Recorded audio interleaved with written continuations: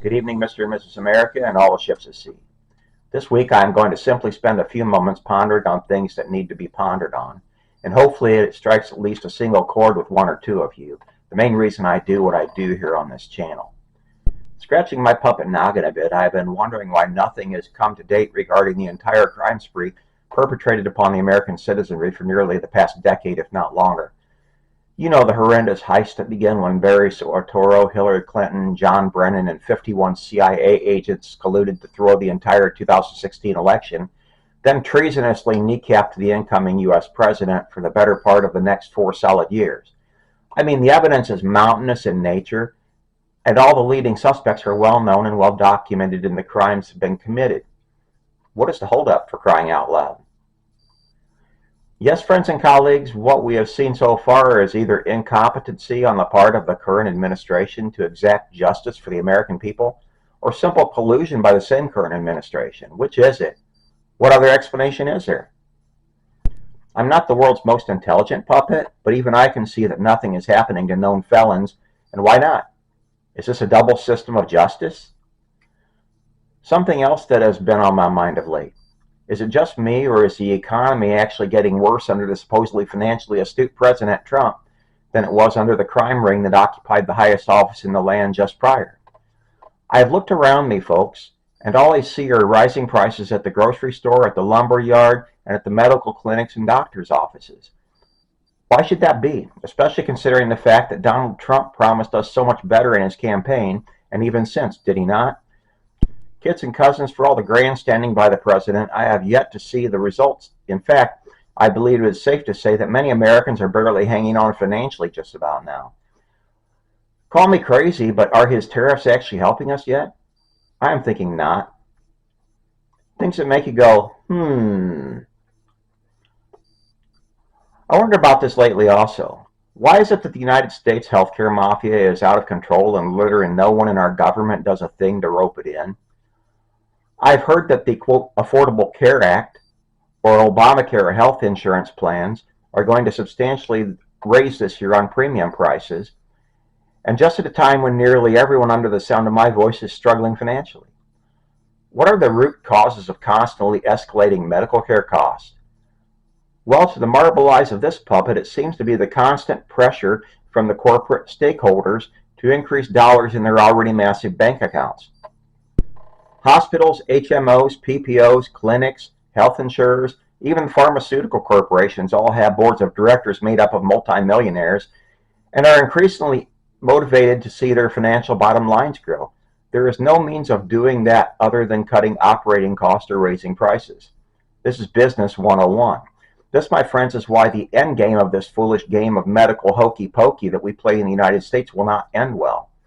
You cannot have greedy CEOs and corporate board members dictating what the cost for medical goods and services will be, plain and simple. There will be much bloodshed as a result, unfortunately. Okay. I will continue now with something that needs to be thoroughly investigated in the opinion of this fabric commentator.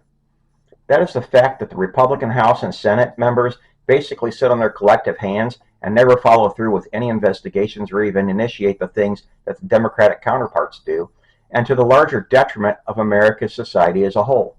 I might add, you have everything from the treason and perjury before the U.S. Congress from Adam Schiff, Nancy Pelosi, Tony Fauci, Merrick Garland, and Christopher Wray, yet not a thing happens to them. You know, crimes that would land any of the rest of us in federal prison for a while. Now, you might say that this is Department of Injustice that must bring charges against these, but I will add that the U.S. Congress first needs to get the ball rolling with the investigations, do they not? Instead, all we see is nothing getting done to exact much-needed justice for the American people. Is it any wonder that mass conspiracy theories that abound when seemingly nothing else done at the upper levels of federal government and even the state governments to exemplify honesty or transparency that we all deserve? Okay, enough of that. Have you seen any respite yet from either Doge or the IRS relating to the billions of your and my tax dollars that went to wasteful causes like transgender studies in Afghanistan? Okay, I thought not, but was just checking anyway. Why is civil asset forfeiture even legal in a land supposedly of the free? Why is it legal for tyrannical police thugs, and that is what they are, to seize innocent citizens' positions and money with no cause whatsoever? Does this concern anyone besides myself? Am I the sole dog barking up this tree?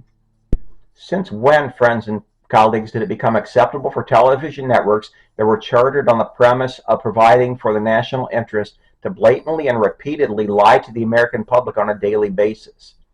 Does the FCC ever consider revoking those charters if enough concerned people say, enough? I mean, when it is apparent that the lamestream television networks are bent on our national destruction, it is time to act, is it not? Why is it that we hear so many who are adamant against the forgiveness of student loan debt, but no one ever mentions those who are middle-aged and to go back to college due to elected thugs selling out the entire nation and its manufacturing sector to a certain Asian dictatorship a few decades back?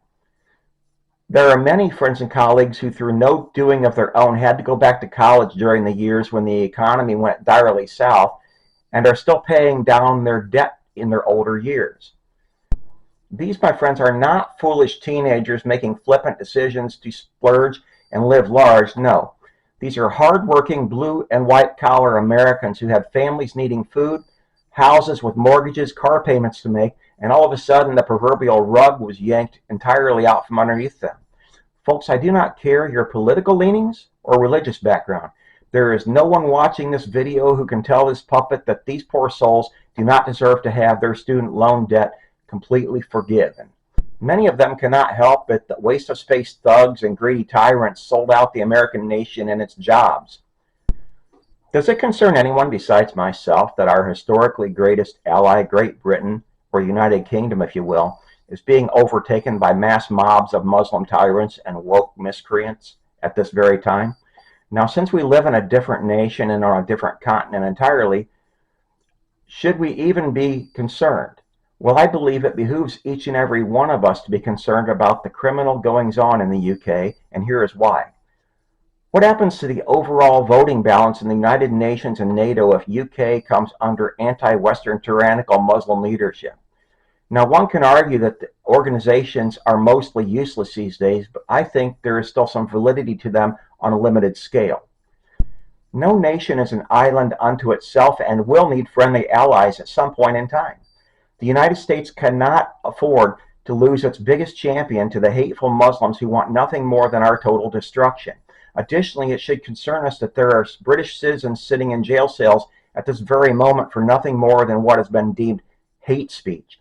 Some of these merely posted humorous memes on social media and then had the bobbies show up at their doors with handcuffs in tow. Wow, kids and cousins, that should send a chill up the spines of each and every one of us, I do believe.